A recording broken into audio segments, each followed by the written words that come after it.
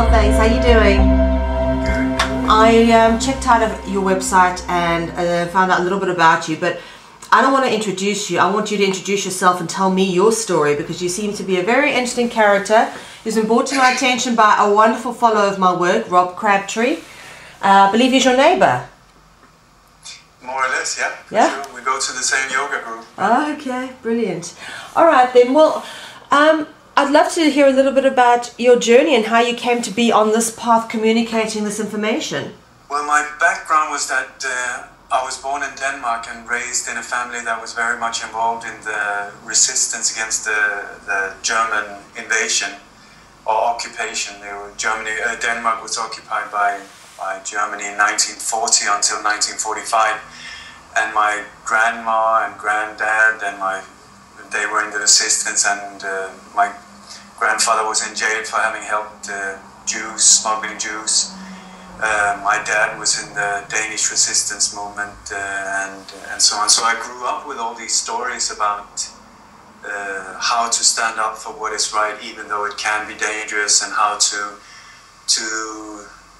stand up for the truth and be able to and willing to take risks and whatever it takes, but to be strong in tricky situations. And then I remember when JFK was assassinated, I was only like 5 years, I think, but I remember the immense impact it had on my family, and also with the missile crisis, when everybody was thought that there would be a nuclear war and so on. I remember the fear in my family, and so this followed me over the years. And then many years before the JFK film by Oliver Stone came out, I saw the Zapruder film in a documentary somewhere, and it really sort of like hit me, and I just felt there's something so wrong here. So I started looking into that case, very almost like being obsessed. I think I read about 200 books in the subject and watched every documentary I could, and the more I looked into it, the more confused I got, because it was so complex, all the different aspects to it. And I started seeing also that some people that were working for they were part of the mafia in one book, they were also working for the CIA in another book, and some of them were paid off by FBI in a third book, and it was very confusing, all of it. So just for my own sake, I started writing a book to try and put the jigsaw puzzles into places. And while I was doing that, I also got very interested in the Robert Kennedy assassination, as well as the Martin Luther King assassination, and also looking into things like Abraham Lincoln, all the way back to Julius Caesar. And it was like, after a while I came to a point where I thought, what the hell is going on? It's almost like they have like a template how to do a political assassination, to do away with somebody you want out of the way, and then how to trick the normal people into believing that something else had happened. What I mean is, like with a lone crazy guy, a patsy that is blamed for everything, and then you can push forward whatever agenda is that are behind the people who committed the assassination. And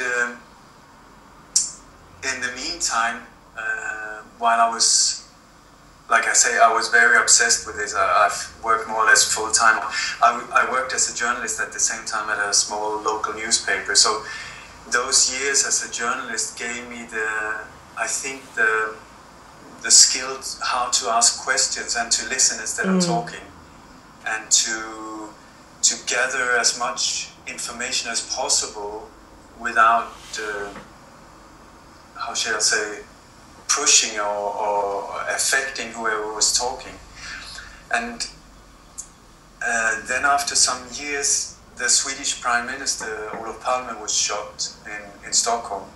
And I, just like everyone else, thought that the Swedish police was totally honest, that I lived in a country, a white island in the world of democracy. You know, we help the poor and we're the only place in the world where everything is perfect, and all of that's because that is what, when you live in Sweden, that is what you're being pumped with all the time. And it was a very peaceful country I grew up in, I thought, because that was what we were being told all the time. And you know, they were very proud of the Prime Minister being able to take his bicycle without bodyguards or anything to and from work, and there were hardly any murders or violent crimes or anything like that before this assassination.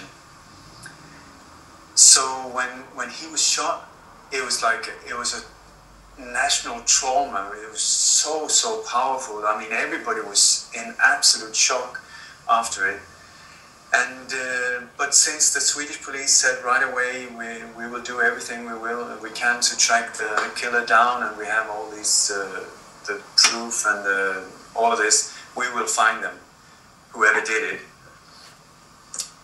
Then after a while, I started seeing that it was like there was almost, when I looked on the other assassinations of JFK, Robert Kennedy and so, like I told you, it was like almost I could see like a template how they were committed, even though the details around the assassinations themselves were different.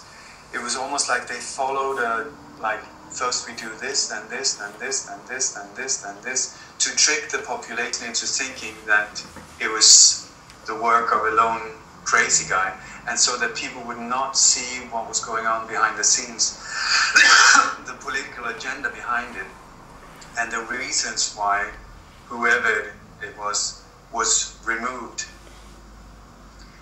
And due to that list, that template that I made up from studying the other cases, suddenly I started seeing, oh my God, the same things are happening in Sweden. They're following exactly the same list.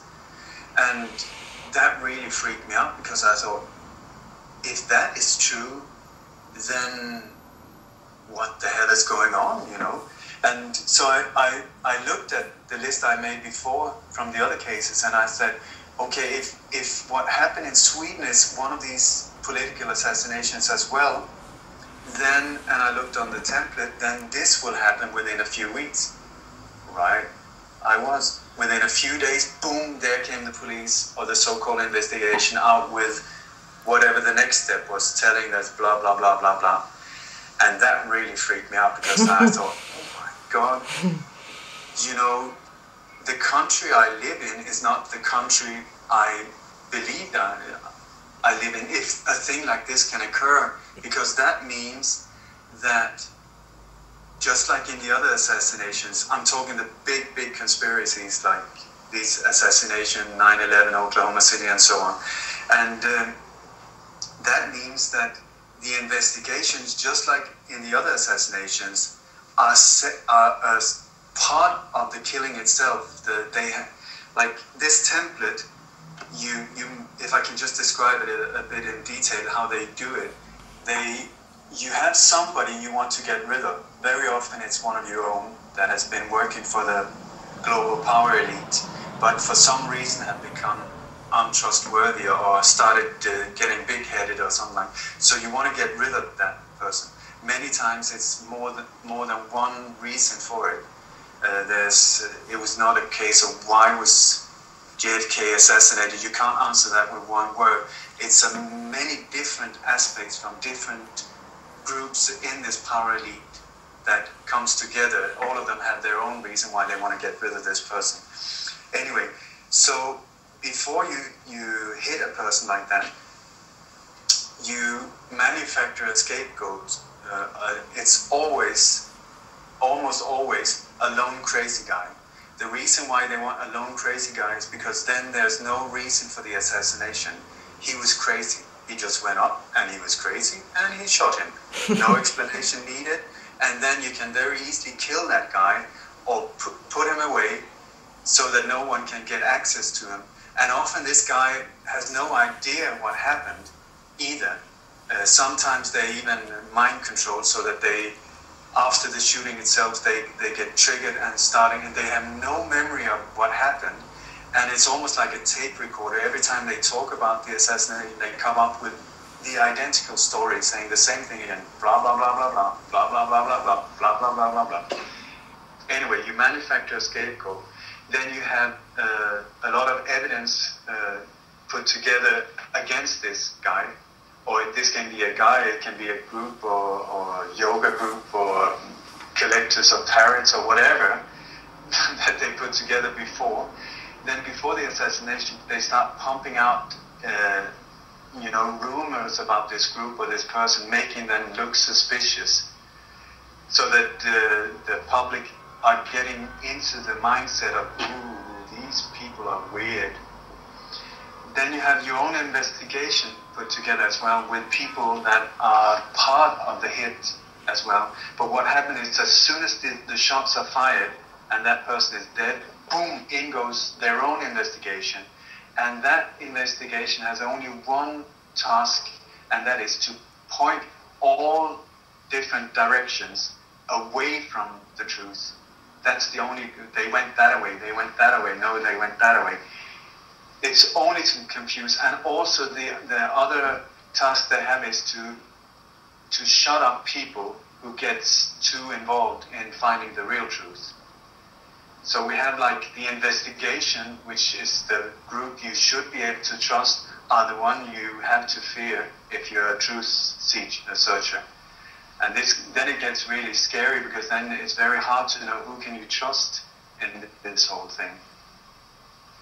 Then also you have the problem, reaction, solution. It's a very, very old way of doing this. And what this group does on a very, very regular basis with these conspiracies is that they create a problem. It's secretly created by the same people who commit it. This problem is often a bomb, or if you have 9/11, or you can have the train bombings in Madrid, or you can have the London bombings or something like that. You prepare a scapegoat. It's been trendy for quite a few years now with Muslims, because they look scary and they've got mustaches and they're dark, and their name is Abdullah Karim Khaluf Khalid. That he must be a terrorist. That is it's funny you say that, Ole, because you know what I find really strange about that? The reason, because they hate our freedom. Yeah, that's why they're terrorists. That's the most bizarre thing I've ever heard. It goes against every natural fiber in our body to hate our freedom. The West. I've been in many Muslim countries and in many so-called weird countries. I've been in the Middle East. I've been I just meet really beautiful people everywhere. You know, for sure. People that are they just want to have to take care of their family, to be with their friends, to live in peace and harmony with their neighbors. They don't give a rat's ass about the states or to take over the global. That is absolute crap. But that is what we're being pumped with. It used to be the Russians. That was the trend. You know, they're behind the Eastern Bloc and they look all Russian and they're secret agents. Okay, then that went out of fashion when the wall came down. So they needed to invent someone else. So on the stage came Abdul Karim Hassum or somebody like that. That then they could use that. Now they take it to the next level. Now they do it so that it's somebody who looks like us, you know, like in Norway. Now they started to make them blonde and blue-eyed, meaning that it can be just anyone. You can't trust anyone anymore. So it's just different trends. I wanted to make a little comment there about, you know, these most recent assassinations all happened in Oslo. They tried to claim, and there is an uprising in so-called Aryanism, you know, neo-Nazism. You see these type of programs on National Geographic all the time. And again, it's like you say, they're trying to pump the public consciousness with this kind of ideology again by putting these programs out. And this is what they did with the dude in Oslo. They actually made him out to be part of some sort of Teutonic Aryan sect. Yeah, it's absolute bullshit. Yeah. When you look into these things, it's the same story again and again. It's really tiring to read and to get into it, because it's like I've come to a point where I don't really think there is such a thing as a real terrorist anymore. No, there isn't. Because every time you look into it, they're funded by the same elite through the CIA or different agencies. They're supplied with weapons and manuals and everything by these guys. They're set up and trained by them. So it's like, what's going on? And then, like with the Oslo killing, you always have the same story, the shootings in the States again and again and again, that once you start putting together the pieces, they don't fit. You know, the truth is very simple always. The truth is the truth is the truth. You don't need to know a lot about it. Even if there's like 50 people around whatever happened, they will have a very similar story, even though it can differ, but there won't be massive difference because the truth of what happened. But as soon as you make a conspiracy means an act of more than 2 or 3 people involved. The more people involved, the more lies, the more things you have to cover up, the more difficult it gets for the conspirators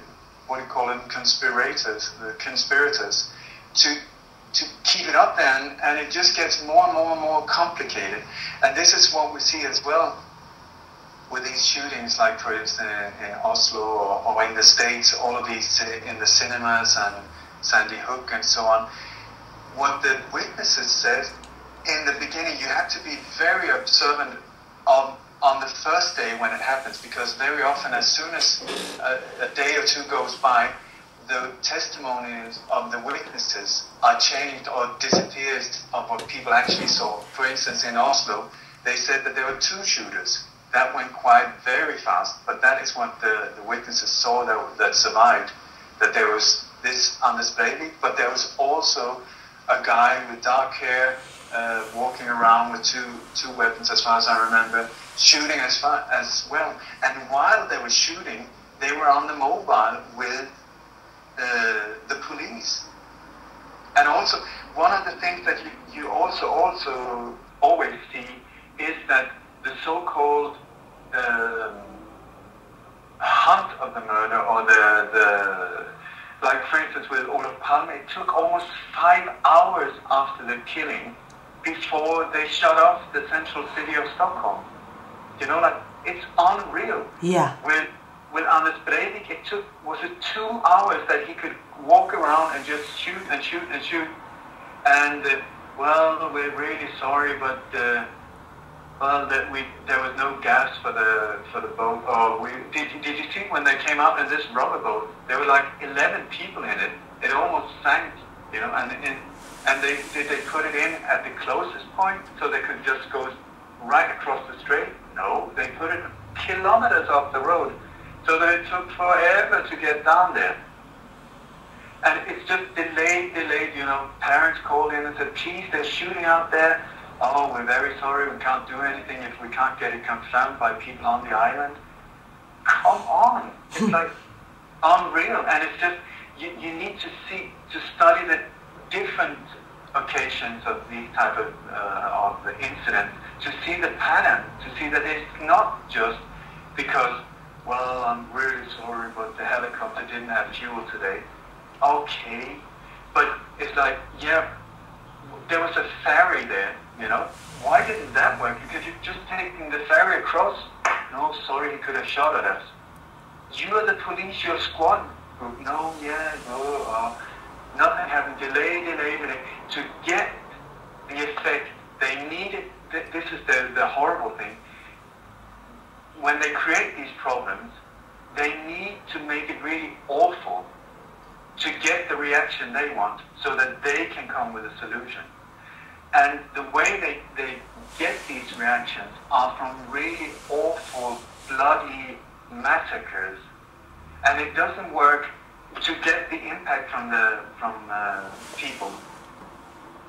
And it doesn't work with shooting old guys, you know, in a pensionist home or something like that. No, you need kids, you need nuns, you need nurses, women, to get the reaction pumped up to pump up these horrific images on media, to get the reaction from people that they want, where people say, oh my God, this has to stop, and then they turn towards the people who are actually the ones who are behind the problem to start with, so that they can come with a solution. And the solution is always more control, more armed forces, more surveillance, more limited,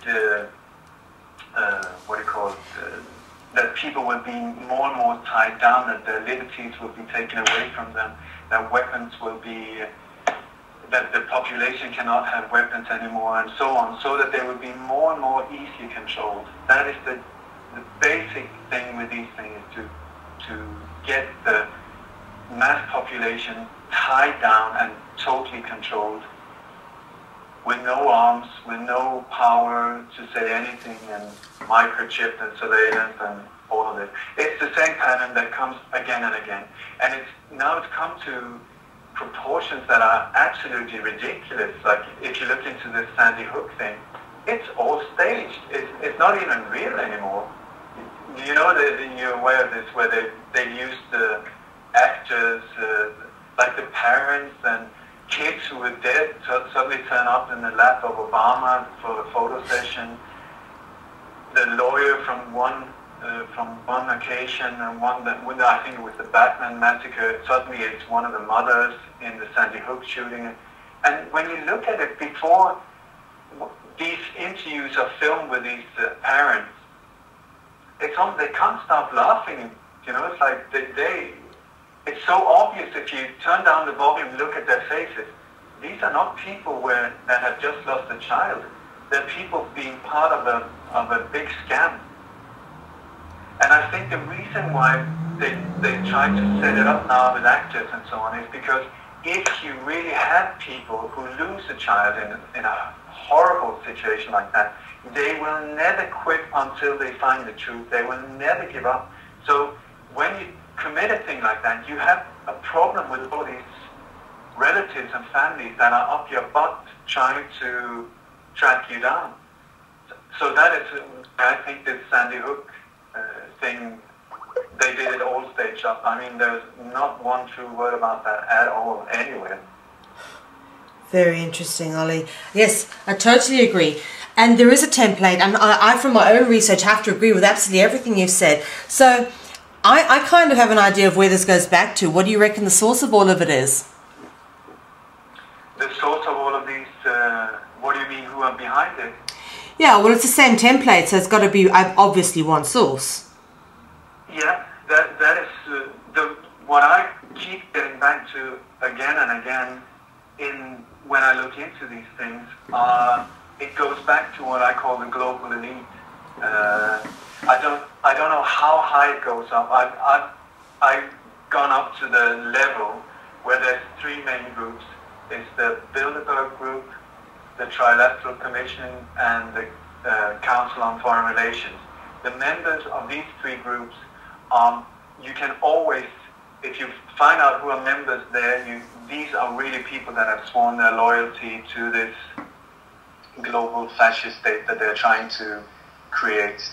I know that there's a lot of people saying that above that they're the Illuminati and the Jesuit and these things, but that I never gotten to that level, you know, because that is even higher up. But I know that this group, it's only like 2,000 people in total, I think, controlling 9 billion of us. It's a real joke that we let them, because most of them are old men and stuff, so it really is a joke. But these people,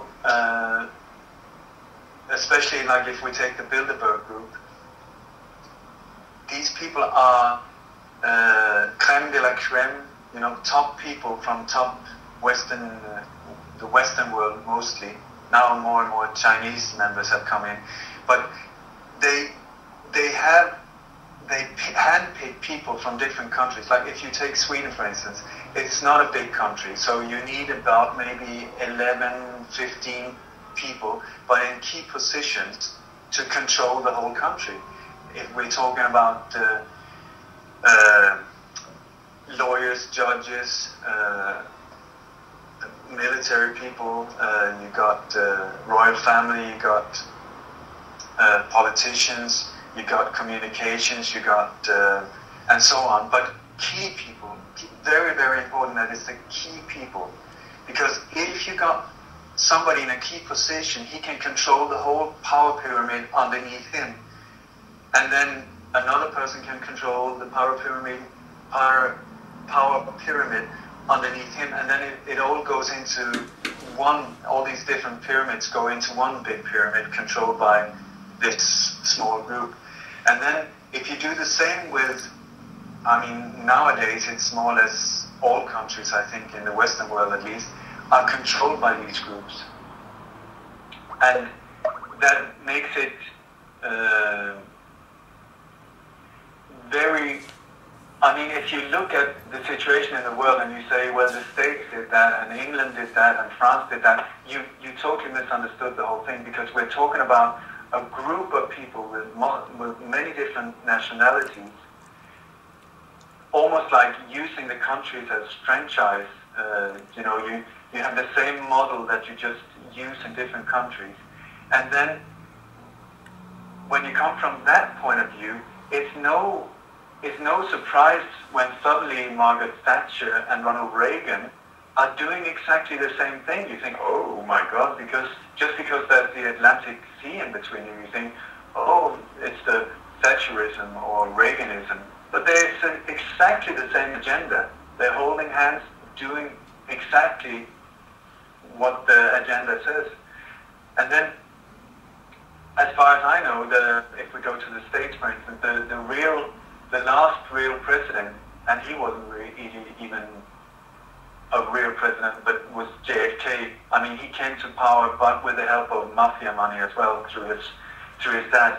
But since he was assassinated, it's just one long row of presidents that are part of the group that killed him, or put there. It's just a different front face to the same machine that's just moving forward like a tank. And now the latest one they got is the Obama face, who's not even a real identity. I mean, when you look at it, they put him together to fit the model as perfect as possible.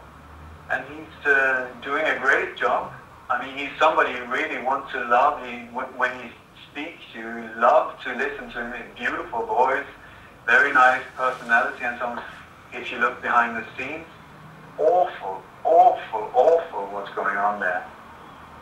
But with a beautiful face. And this is the scary part. So people who think that, well, he's a lot better than Bush, have totally misunderstood it. It's the same tank behind it, just pushing forward, but with a different face. And they do it. They do it they manipulate a lot, playing with our minds before they swap faces as well, president faces. I mean, like George Bush Sr., he's one of the big players in this global elite. He's one of the real guys. But his son, absolute joke.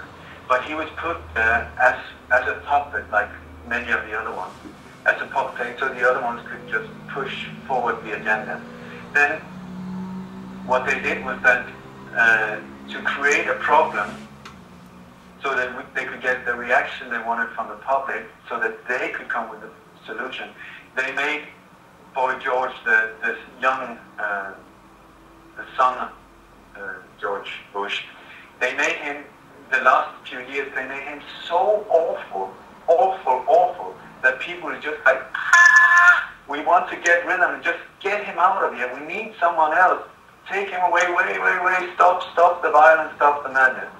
And while they pushed that pressure out slowly came Barack Obama. No one had ever heard of him, ever, never. But then suddenly he was pushed forward like a rock star in on the stage. The media that they control pumped him up like he's the Messiah, he will be the savior. And in on stage came Barack Obama. He was named president, the best president ever by Time magazine, before he was even elected. It's like unreal. He was given a Nobel Peace Prize for things to come in the future, things he had not yet done. Absolute joke. And one of the ways they prepared the public mind, in my opinion, was with this series 24. Do you remember that? 24 with Kiefer Sutherland. Yes. It was a great series. As far as I know, there were 3 different seasons. And the first season, Kiefer Sutherland is playing an FBI agent who is working closely with his president. And this president, guess what, was black. When this series came out, a black president was unheard of. But this black president, not even did he look a little bit like Barack Obama, but he was wonderful. He was a man of strong principles. He was standing strong in whatever situation. He was not wavering in any way of time. You just loved him. I mean, that actor could have been elected president after the series because he was just amazing.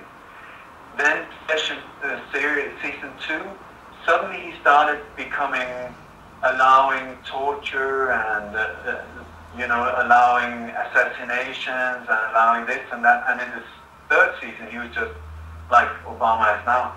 But that changed the mentality of people, in my opinion, how they open up to the idea of a black president. And then when Obama came, they even constructed, I mean, his real name is Barry Soto, and he was a former CIA, working for the CIA, but they put together this identity as Barack Obama, where they put the middle name Hussein so that the Muslims would like him, Barack so the Africans would like him, black but not too black, he looks a bit European face, I mean he hasn't got this wide black type of nose, he's got a feature that would work well with a white community. Then he was Indonesian, Hawaiian, such a mix, great cocktail, let's just stir it around so that it would fit everyone, so he would be pleasant to everyone. And he came, boom, it just took off. This is why they had so much problems with this birth certificate of his, because he wasn't born. Barack Obama is a person who was not born anywhere and did not grow up anywhere. He was constructed under the surveillance of Henry Kissinger and Brzezinski or whatever his name is, to have almost like a set of people trained over years, so that they have almost like in a chess play that, okay, now in a situation like this, we need that type of player. Okay, in with him on stage, you take over here, out with that one. So they're playing with our minds like on a chessboard, in my opinion. Yes. So yes, indeed.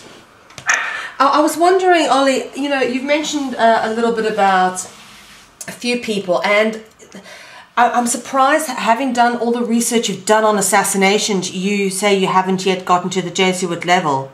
You've not yet taken the road to Rome? I have. The way I see it, London is this global elite financial center. Washington is the war center, and Rome is the religious center that they're using.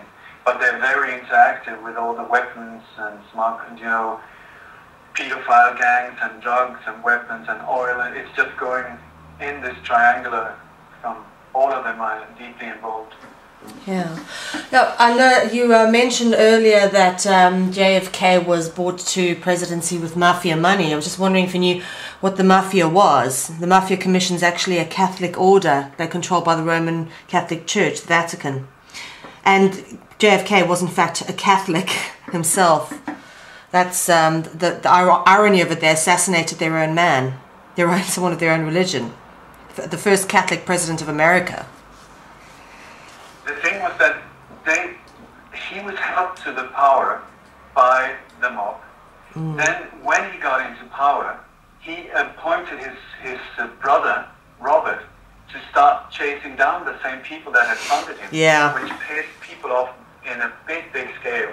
For sure. Robert Kennedy, I think within 1 year he got the percentage of convictions against the mafia up with 700%. So people were very, very upset with that. They helped him there, and then he turned their back on them. This is one of that is one of the reasons why the mob was after JFK. then there were the oil people in Dallas that was very upset with him. The whole military-industrial complex. There were so many that he upset when he. I think it was during the missile crisis when. Do you remember there was this ship with missiles coming from Russia towards Cuba, and they were very afraid that these missiles would be installed on Cuba because Cuba is so close to the States. So Kennedy and his administration told Gorbachev, if this ship crosses this line, if you cross this line, we will fire back nuclear weapon. I mean, we're talking a nuclear war between the two nations. And what happened was that Kenny was almost sitting with his finger on this red button that would start the whole thing, and his whole army staff behind him was going, push it, push it, push it, wanting to get this whole Holocaust going. But he refused, and people who saw it said that he sat there with tears in his eyes and just said, I will not be the one who does this to the world. And I think after that, suddenly JFK, from being a playboy and involved in, in La La Land, with just being really a bit drunk with all the power and the glamour around the whole thing, he suddenly saw that, my gosh, we're almost on the verge of destroying the world. This has to stop. This is absolute madness. Yeah. And after that, he made a 180-degree turn and started turning against the people who had helped him into power for their own reasons. So he said, I'm going to crush the CIA into 1,000 pieces. I'm going to go for the Federal Reserve. I'm going to stop that they make the money, that we will make our own money and get out of the strangle grip of death from these bankers. I will withdraw the troops from Vietnam. I will hunt down the mafia, and so on and so on. And it was just like unheard of. And he got rid of the people like Alan Dulles and Charles Cabell and these people that were holy cows within the security agencies. And they were Knights of Malta. They were holy cows. Knights of Malta are holy cows, literally. Yeah. And that they were later the people who were part of the assassination and also part of the Warren investigation. Yeah, for sure. You know what's interesting is I've read this lovely little piece by Jackie Onassis, which I thought was very telling. She wrote a little poem about JFK. It goes, he may know love, but he won't know peace, for he must go seeking the golden fleece. And if you understand a little bit about mythology and sort of how it ties into gods of the pantheon and how that sort of transcends down into, if you know a little bit about reptilian folklore, mythology, you understand how that all ties into what's going on. And it very much is a case that gives away Jackie Onassis, or Jackie Kennedy at the time. She actually knew a hell of a lot if she was able to say that he was seeking the golden fleece. Because if you know the real deep symbolism of what the golden fleece really represents, she knew a lot as well. So she was saying outright that he was trying to seek these guys out, you know, in this little poem. And she loved him, you know, she really did. And I thought, just a few lines, it's so telling. Yeah. Yeah. Okay, well, let's talk a little bit more with regards to your work that you're doing.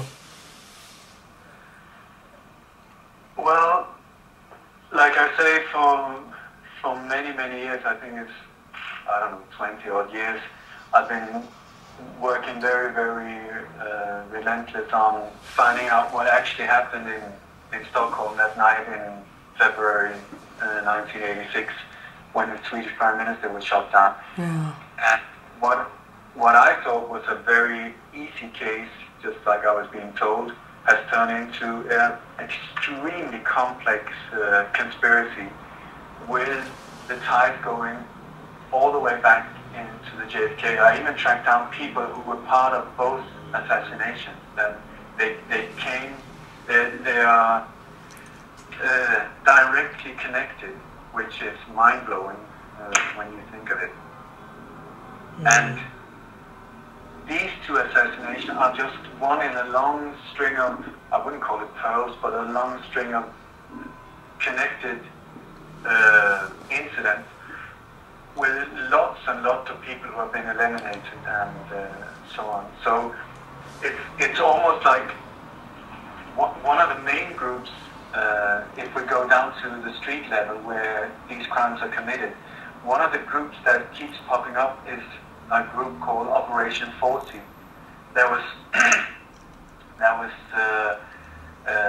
It was installed on the order of President Eisenhower, but with Richard Nixon as the one putting it together, funding by George Bush Sr. He was the one who gathered the funds from the Texan oil people and other places. And this group was put together to assassinate Castro. That was the first task. And it was called Operation 40 because to begin with, it consisted of 40 highly skilled assassins, most of them exiled Cubans that used to be military on Cuba. And then when Castro came, they had to flee the country, and they came very pissed off to Miami, and that's where they got recruited by this group. Okay. Part of this group was also, or in charge of this group, was a CIA operative called David Atlee Phillips, who is very central in the Kennedy assassination. He goes under the name of Howard Benson as well, and he's got different other aliases. He, together with a CIA operative by the name of Howard E. Hunt, they were the ones in charge of this group. And Howard Hunt is also totally essential in the JFK assassination. We're talking about on the street level. These people, with all these kind of conspiracies, it's on a need-to-know basis. People only know their own part. Very, very few people know the whole picture. They only know their little part, and this is made so that even if somebody starts telling or becoming a whistleblower, he will not be able to reveal the whole picture. It's just when enough people do the same thing that you can start put together the pieces. Yes, indeed. Anyway, but in this group were, among others, okay, this Operation 40 was, like I say, it consisted of 40 highly skilled assassins. And the first task was to assassinate Fidel Castro, which they tried several times, but they never made it all the way. But then when JFK suddenly started to become, they couldn't trust him anymore, they just turned this cannon, prepared cannon, towards him. So actually the people that were part of killing Kennedy, many of them were members in Operation 40. And if I can go from right to left, sort of the shooters in Dealey Plaza, you have in the Daltex building, there was a shooter called Charlie Nicoletti. He was an assassin from the Chicago mob, and he had a radio operator called Hale Braden, or Jim Braden, who was also connected to the Chicago mob. It was like, just with the assassination of Julius Caesar, everybody had to put in people, so that everybody had dipped their hands in blood, so that no one could rat on anyone else without going down themselves. This is part. So that's why the shooters in this comes from different groups as well. So you have Chucky Nicoletti in the Daltex building. Then on the 6th floor, where Lee Harvey Oswald is said to have been shooting, he was not there. But you had Eladio Del Valle, who was part of Operation 40. That was the guy they killed at the same time with Dave Ferry. I don't know if you remember from the JFK film. On the same floor, you had an exiled Cuban called Arminio Diaz Garcia, a black guy. That is who the witnesses see. They see a black guy on the 6th floor.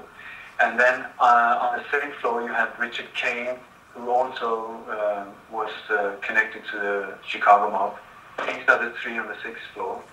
Then, if we go further to the left towards the grassy knoll, you have there's a white Chevy that is parked up against the white wall. To the left of that, you will see one shooter. His name is Frank Sturgis, or Frank Fiorini. He was part of Operation 40 as well. We go further left, you come to the grassy knoll where the so-called, people see him as, he's been called the Black Cat and so on, because there's this black figure. But this man, he was dressed in a police officer uniform, a black Dallas police uniform, and his name was Lorenz Sarti. He was brought in from the Marseille mob. He was a very, very skilled assassin as well, used in many different ways, later killed in Mexico City. We go to the tree behind the fence, the wooden fence. There, the shooter, his name was, it's James Files. He's still alive to this day, and he's in prison, and he's been telling a lot about his part of the whole thing. James Files. He was also Operation 40, and he was also connected to the Chicago mob. But James Files was also working for the CIA, and his controller, as they're called, was David Atlee Phillips. If you remember, he was one of the guys, the top guys of Operation 40. And David Atlee Phillips was also the controller of Lee Harvey Oswald. Okay, so here the patsies and the people involved during the shooting are connected, and this is very often the case. It was the same in Oklahoma City and so on. That the patsy that they blame for this is actually, to start with, working for the agencies themselves. And I think the reason why they do is that then they can totally control that person. They can also set them up. They can build up all the evidence against that person because they are already in control of him. It's not sort of like a loose goat that can do whatever. Yeah. If we continue in this of this Operation 40, we're only talking 40 people, so there's a very limited but very powerful group here. We got Bernard Barker. He was in the Watergate burglary. You had Frank Fiorini. I just mentioned him, Sturgis, as one of the shooters. In the Watergate burglary was connected to the Kennedy assassination. They were trying to cover up, to get hold of evidence against Richard Nixon and other people in the Watergate hotel there. That was the reason for the burglary. But the people who did the burglary were all involved with Operation 40. Okay. You got Felix Rodriguez. Felix Rodriguez was, like I said, involved in the Watergate. He was one of the Watergate burglars, but he was also very, very involved in the whole Iran-Contras deal and working as a right hand for George Bush Sr. He was also the guy who got the order to track down Che Guevara, and they tracked him down. He was the one who gave the order to eliminate him as well, to kill him. But the one who shot him was, got a blackout. No worries. I wanted to ask you quickly, you mentioned the Watergate Hotel and the Watergate scandal. I was wondering if you knew that the Watergate Hotel was actually owned by the Vatican? By the who? The Vatican? I did not know that. Yeah, well, when they make a mess, they make it in their own backyard so they can clean it up. You know? I'm so not surprised. Yeah. Yeah. But you know what? All your information is really good, and I'll be honest with you, it's some of it's new to me in terms of the detail. You've done a lot of research, but I'm very surprised, considering how much research you've done and how much information you know, that you haven't actually got to the source. What do you mean, the source? You're at the level of the Bilderberg Group, the Trilateral Commission, and I mean that is the lowest level of the control structure. People talk about the Illuminati and the Jesuits, and they're relevant, but even more so, going to the source of it all, which of course is the Babylonian Roman cult that control everything. You know, the Vatican Assassins. I don't know if have you read Brother Eric John Phelps's book Vatican Assassins? I have looked into it. The thing is that I came to a point early on that I needed to focus on one part only. Yeah. On whatever my part was, and to get as informed as possible on that level. Because I also felt that, you know, for me to do, for instance, like what David Icke did with going into the reptilian part and all of these things and UFOs and so on, it makes the person lose credibility. And I wanted to stay in an area where I had credibility and where I had the knowledge to talk about it. So I focused on the levels up to the Bilderberg group, okay, up to there, and then I let the rest be for other people who can focus on that part. These things they're so complex that it's very hard for normal people to take them in. So I've decided to just stick on the more or less the street level of these assassinations.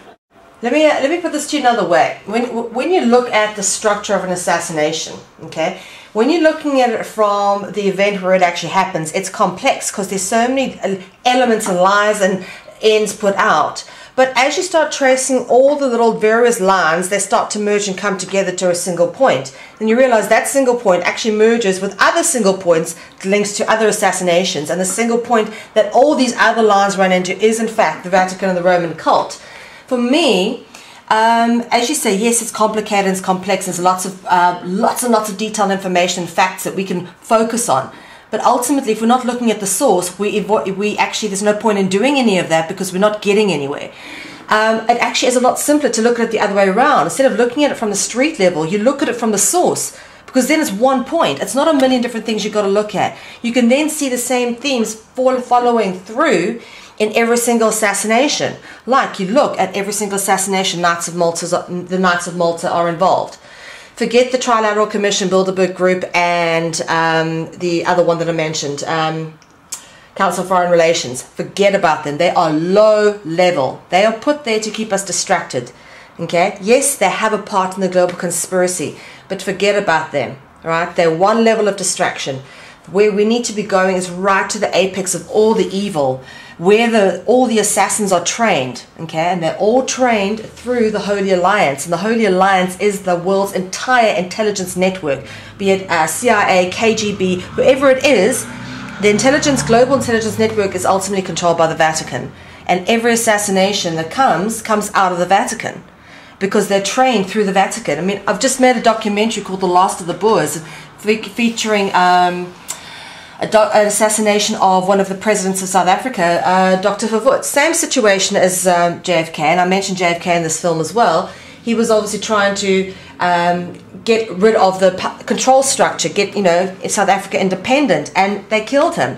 And you look at the template again, as you talk about the patterns of the assassin that comes along that kills him, and how it was played out, and how this assassin ended up in the same place being deprogrammed as other assassins go to. All assassins seem to go to the same place to be deprogrammed. Yeah, it's quite funny. Like, why would they take him all the way out of South Africa to be deprogrammed, kind of thing? So there is this. I agree, there is this pattern, but what? If we're not looking where the pattern is leading to, really we're not getting anywhere. And this is my point to you is, please, I urge you to go and have a look at those higher levels. I admire your research and I really love all the information you've collected. But again, focusing on the details just confuses people. We need to look at the source. I can agree with you. At the same time, it's because of people like myself who have spent so many years that these levels, on the higher levels, are now being more and more exposed. I agree. Absolutely, because I agree. These have not been known for so many years by so many researchers. It has taken so much work from so many to reveal all of these different levels. Yeah. And now we're at a time where I think it's an amazing time, because so much is coming out now and so much is being exposed now. So yeah, I totally agree. From today's perspective, for sure, go for the top right away. Well, I just think it's all. I love all the detail. I'm a researcher and I'm a writer. I love all of it. I really do. The thing is, this detail's been out there now. People in our realm of research and areas, they know this stuff. Okay, maybe not in as much detail as researchers like you or I, but they've got a general gist of it. What people are now looking for is, all right, who are the ultimate culprits and how do we get rid of them? Right, we know what they're doing, we know how they're doing it, how do we get rid of them? And I really, really hope that with more information like yours that people are putting out there about how these things are all connected, with very good word to use, templates, the distinctive pattern which we all need to recognize, yeah? With that we will ultimately be able to assess and conscientize for ourselves that things aren't the way they're supposed to be. Is there, let me ask you, Ole, what do you think the solutions are going forward? I mean, what do you hope to achieve with the work that you're doing? I just want to stop the madness. You know, it's like I'm not out to get revenge. I'm not out in anger. It's like this. I feel like we've got this beautiful, beautiful world, beautiful Mother Earth, but it's like there's a cancer growth that has been affecting and threatening to kill her. Yeah. And by exposing this, we need to, you know, when you got a boil or something like that, you need to cut the boil and it will be really smelly and awful for a while, but then after that the body can heal itself. And I think by exposing these things, not coming from hatred or anger, but just exposing it, that will help heal the whole situation. It's just like in a schoolyard, there's one big bully that has been terrorizing the whole neighborhood. And we just need to stand up. And they've been doing it by manipulation. So the more we can expose how these manipulations are being done, the more people that become aware of that, the harder it is for them to get away with it. And I think now we're at a wonderful point where so many people are seeing what's going on and through the internet have been getting access to so much information that they won't be able to continue like this. And I'm very, very positive about the future. Good. And it's a beautiful time to be here, because this is the time where the world will turn into the paradise it's supposed to be. Because I think if this group, if these people stop messing around with the world, it's going to turn into a beautiful, beautiful place. Yeah, for sure. Absolutely. Have you got any books and documentaries out that you'd like to tell us about? I've got on my website, if you go there, it's www.murderofpalme. I've got several different books there on my own. It's Coup d'etat in slow motion. This is the one about the assassination of Olof Palme. It's about more than 800 pages, very, very detailed, with photos, maps, documents, everything that I've been able to reveal and uncover. And it, like I normally say, it's not a book about my opinion of what happened. I've just put forward all the evidence, and then it's up to the reader to make up their own mind. Yeah. But I sure can promise that anyone reading it will understand that the official story is absolute bollocks. Yeah, for sure. There's not a true word anywhere. And then I've got another book called Shadow of Tears, which is about a trip I made. It's a bit of a crazy trip. I took an old bicycle from Sweden. I was heading for South Africa, and then instead I ended up in Iran during the war. And just like everyone else, I thought Iranians were crazy people running around screaming aloud, shooting each other. But coming into that country, I was just met by so beautiful people in an extremely difficult situation. And I met some beautiful Iranian friends there, and it turned out that they were under a lot of threats. So I risked everything, and I helped to smuggle them out through Russia, East Germany, up to Sweden. Oh my God, that's amazing. Wow. It was a very difficult experience, but at the same time very beautiful, because everybody got out. One was murdered, but everyone else got out, and now they have beautiful lives and kids, and they're doctors, and you know, like helping in many different ways in Sweden. So wow. I'm really trying to get that made as a movie at the moment, so I hope that will go through. Wow, that is beautiful, Ole. That is a very touching story. I might be interested in working with you on that one, actually. Well, you're so welcome. Yes. It's on the website as well. You can see it. You can download it for free. All the things I made, the music, the books, everything can be downloaded for free from my website. There is a donation button, which I would be so happy if people use, because these many years with very little income during all of this research, so very appreciated if somebody would share some. And I also got a kid's book there that is built on the yoga principle. It's called Yolanda Yoga Panda. And the yoga principles, I think, are really beautiful. Those are the ones that Martin Luther King built a lot of his on, and also Mahatma Gandhi. Truthfulness, non-violence, non-greed. Oh, beautiful. So that's for kids. How old? From 2 to 78. Oh, for all kids then. Mostly all of them. No, it's and then I got another book that I'm working on called Guilty Victim. It's about the Palme assassination, but showing a totally different level than I do in coup d'etat in slow motion.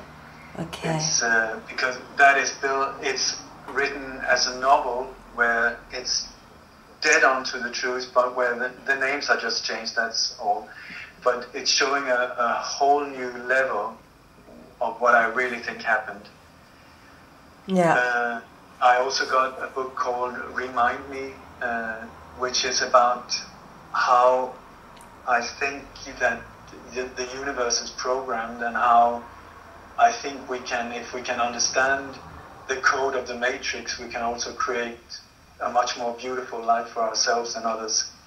I think I felt that it's almost like Jesus and many other of the big guys, many of the gurus, and also people like Louise Hay, Wayne Dyer, and they, in my view of seeing it, it's almost like they're saying the same things but from different angles.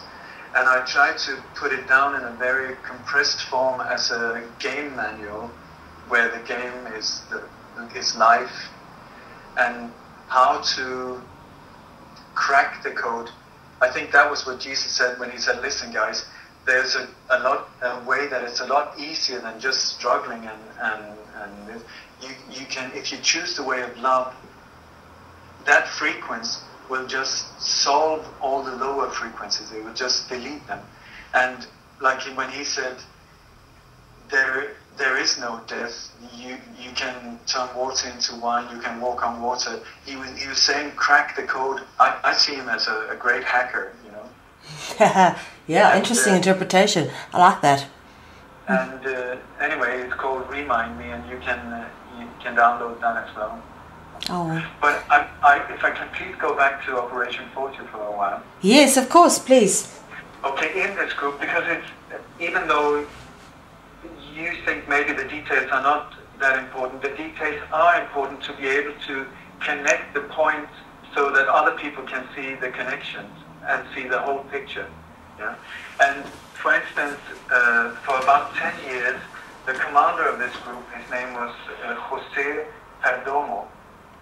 Jose Perdomo was a very skilled assassin who was part of many of these big hits. Then he disappeared I think he disappeared in 1974. And then, on the night of when John Lennon was assassinated, suddenly Jose Perdomo turns up and is the doorman to the left of John Lennon when he was shot. He was a nice-looking gentleman at that time.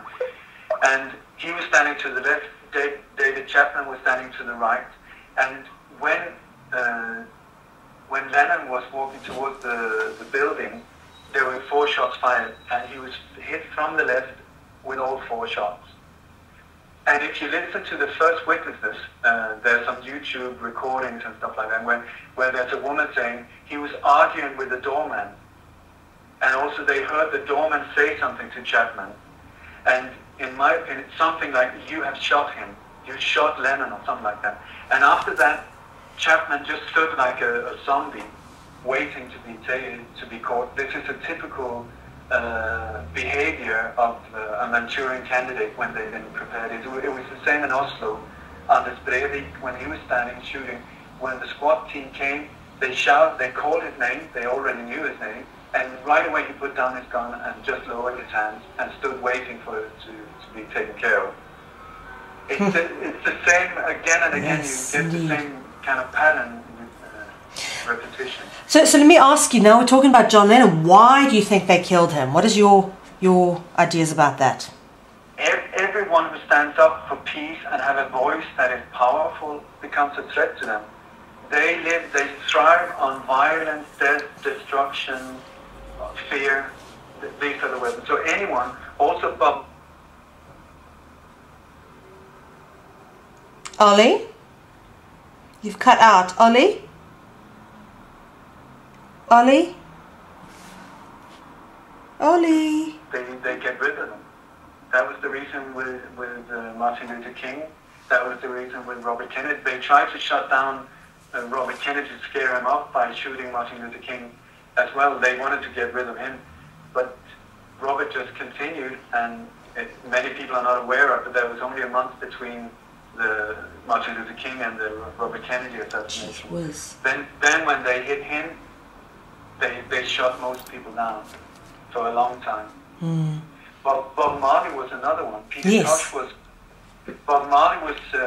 Do you know how he was murdered? No, please, let's talk about this. This is interesting. But Bob Marley, if you see it, if you listen to his lyrics as well, he's very, very, stand up for the rights. Yeah. Yes, I love his music. Freedom to everyone. Beautiful. And more and more people were listening to him. William Colby, the former chief of the CIA, who's involved in many of these horrific, awful things that has happened in the last 50 years.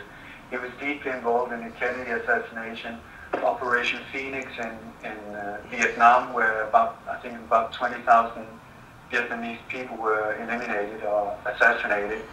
He was part of building up the Stay Behind movement in Europe and all the Western. And this Stay Behind movement is today one of the most powerful tools they have in what they call the strategy of tension, where they use they use so-called terror acts to frighten the population, to beg for more protection.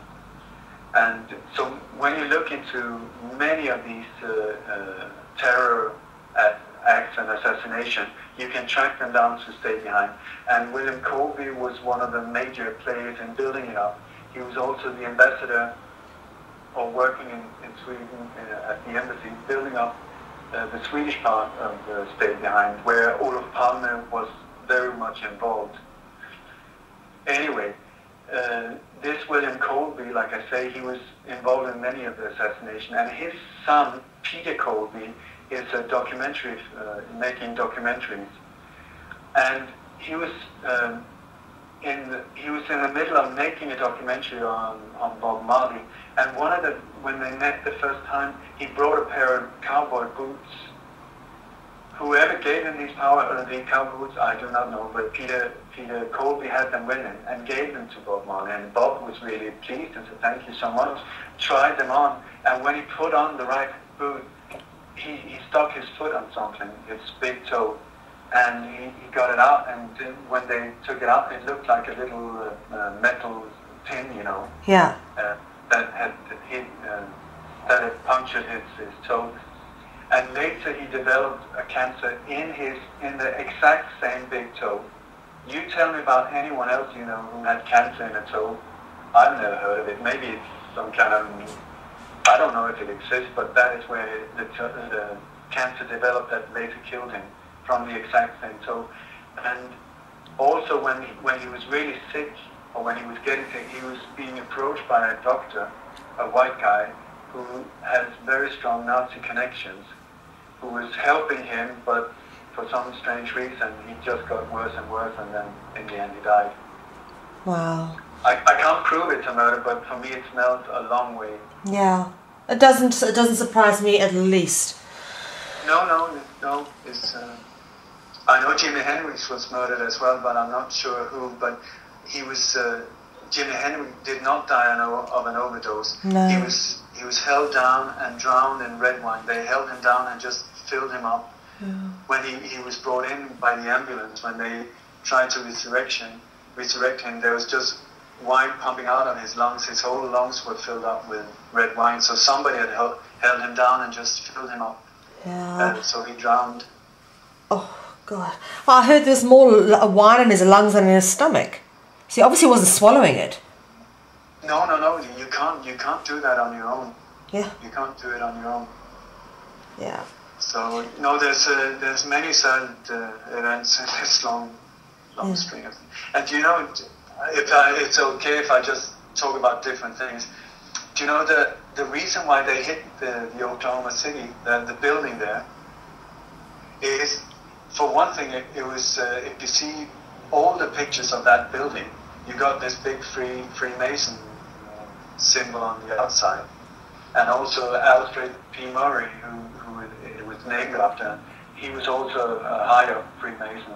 But the reason I believe that it was exactly that building they chose was one of the reasons.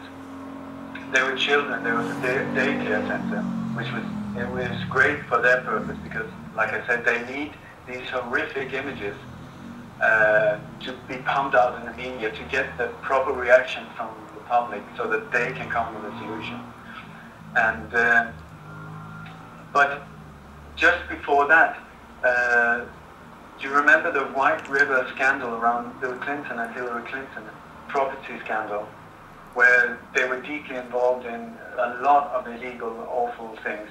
Bill Clinton was also deeply involved in the Iran-Contras smuggle, where they flew out weapons stolen from the National Guard through Colin Powell, and then in exchange for drugs coming in from Nicaragua, in planes coming in and out of the States, using a small airstrip in a small town called Mena in Arkansas. At that time, Bill Clinton was the governor, and you know, Arkansas is like Farmer Brown country. It's not where presidents are raised. He's not close to the power in Washington in any way. But Bill Clinton, since he was so deeply involved in this, together with George Bush Sr. and Bill Clinton's accomplice, a man called Dr. Dan Lasseter, these were the people really getting the whole, so many tons of drugs into the States to destabilize the country, pumping out, making millions, destabilizing, at the same time making the whole American society so corrupt and so that the black population would start killing each other by pushing all these drugs and weapons in on these sides to get rid of the lower parts of society. But anyway, this scandal, this estate scandal, there were lots of things being revealed about Hillary and Bill Clinton's part in the illegal actions in this White River scandal. And the papers were brought, just before that, was brought from Mena in Arkansas, and then brought to the exact same building, the Alfred Murray building, where the DA was going to look into it. Then when the building was blown up, you know, there's so many inconsistencies with this explosion in Oklahoma City. Like, if the bomb has been placed outside in a van, like they said, for one thing, the size of the bomb, in the beginning they said it was so and so much, like 500 kilos. I think in the end it was like 7 tons or something like that, to be able to make a crater like that. But it wouldn't never have looked like that anyway. And sorry, I just need to. Sorry. Yeah, no worries.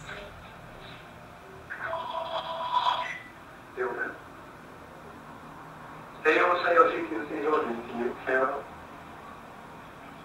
Nej? Okej.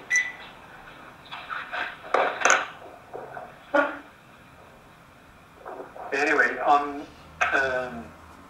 you know, there was, with this bomb in Oklahoma City, there was so much proof showing that the explosive had actually been put inside the building, blowing everything out.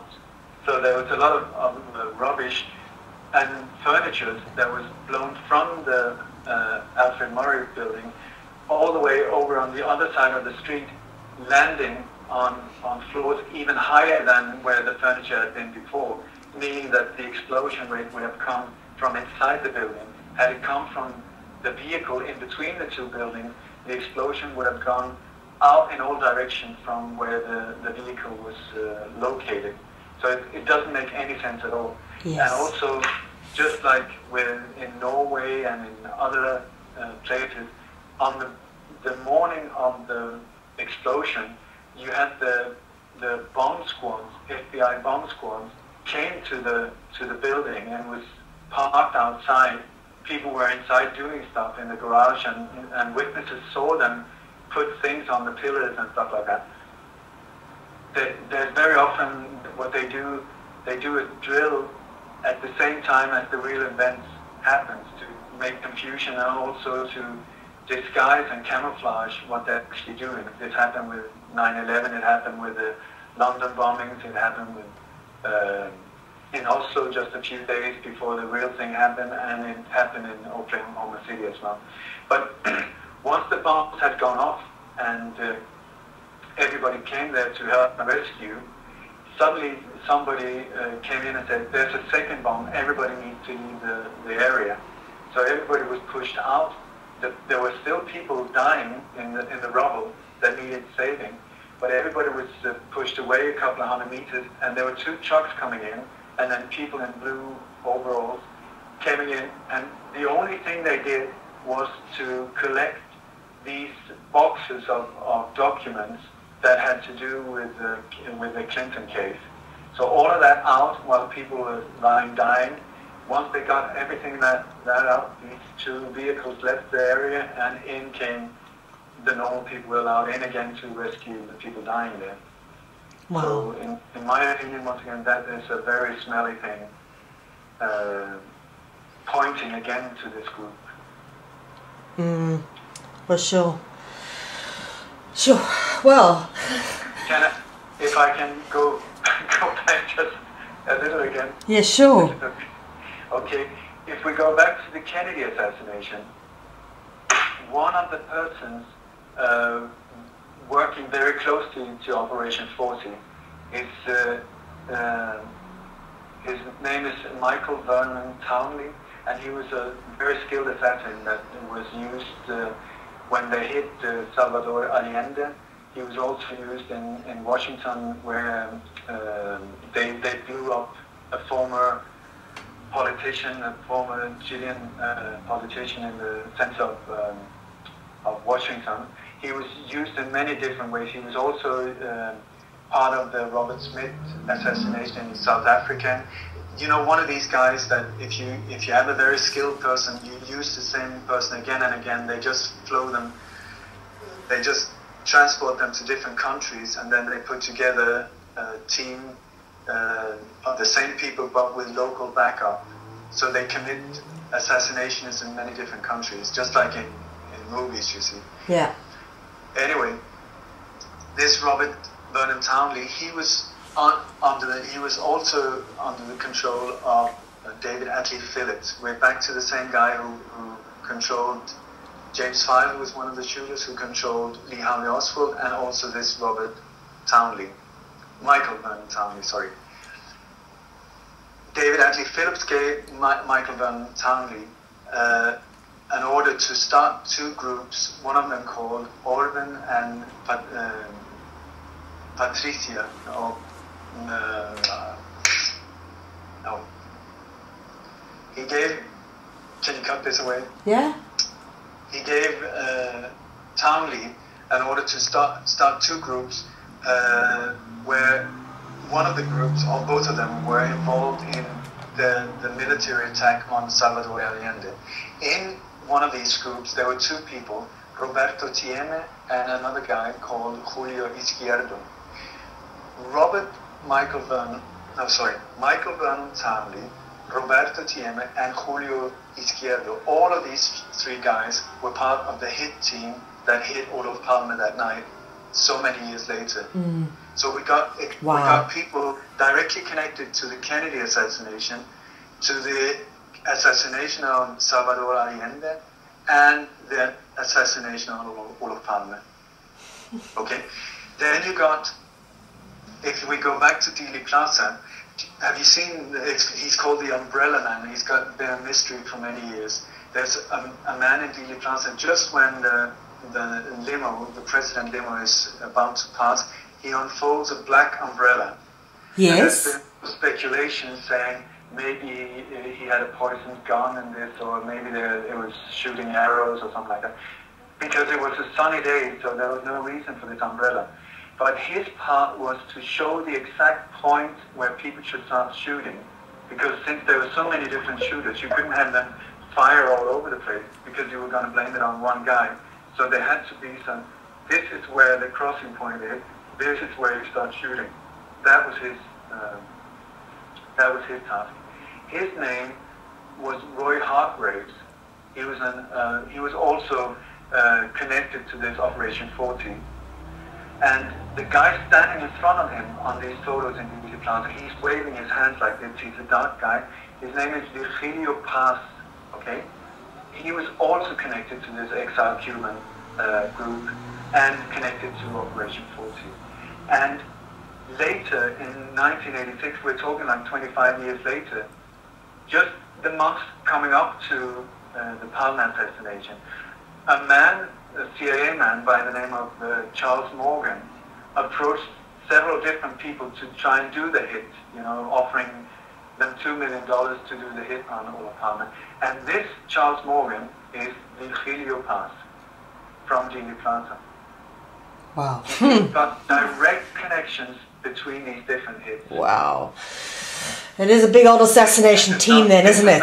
This is not known by very many. I've spoken about this on Red Ice Radio, but not a lot of people know that as far as I know.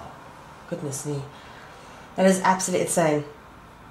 Can I also say about it, because it's so, when you go into these, there's so many weird things around these type of things. The patsy that they had planned to blame this whole thing from Olof Palme on, do you know who that was? No. Not the guy that they later got convicted, because his name is Clifton Pettersson, but he came in like a few years later, because everything got messed up that night for different reasons I can get into another time. But the guy that they actually planned to pinpoint as the patsy, his name was William Kram. He was called the crazy Austrian guy. And he was the guy that they had prepared evidence. He was the guy they were going to pick up, and case closed, boom, boom, within a few hours. Case closed. He was the one who did it. He was crazy bomb. But this William Kram, his real name is Josef, and now I forgot it. He was the guy who, a few years later, in 2004, I think, they found out that he had held his daughter imprisoned in the basement for 27 years, 24 or 27 years. Do you remember the scandal? Fritzl. And they had, I think, he had 5 kids. Listen, you're telling me it's Joseph Fritzl? That's the guy. It's the same guy. It's the same guy. And so he's an assassin. Is that how he's got away with all of this? The thing, I can only speculate why they picked that guy. I have no idea why they wanted to do it. But I think that this guy, they were using, both Mossad and the CIA was using him for passports, fake passports and fake identities. He was doing these type of things. And I think that in '86, if you count back, he would have had his daughter there for quite a few years in the basement already. And I think maybe one of the reasons they chose him was that they knew for sure that they were black. They had him by the balls.